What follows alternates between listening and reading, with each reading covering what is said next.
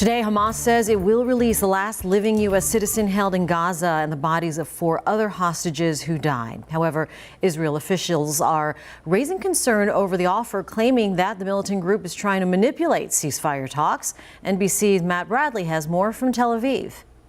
Well, finally, some movement on these long-stalled negotiations to try to release all the remaining hostages in the Gaza Strip. We just heard today from Hamas, which said after a couple of days of negotiations in Doha, Qatar, that they had agreed to proposals to release Aiden Alexander, the only living American. He's a dual American and Israeli citizen who's still being held hostage in the Gaza Strip, along with the bodies of 4 other American-Israeli hostages who have died.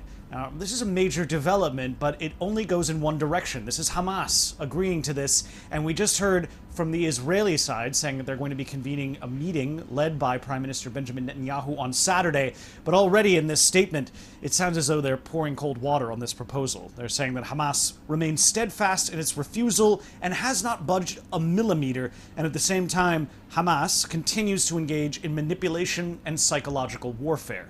Now, Hamas has also said to NBC News, one representative, that this could result in renewed negotiations for continuing for a ceasefire for another 50 days, involving further exchanges of prisoners and allowing in aid, which has been stopped by the Israelis for much of the past 2 weeks. Now, this is, again, a major breakthrough, but we're still not going to know much about whether or not this is going to work or whether or not we're going to see further negotiations until that meeting held by the Prime Minister here in Israel on Saturday night.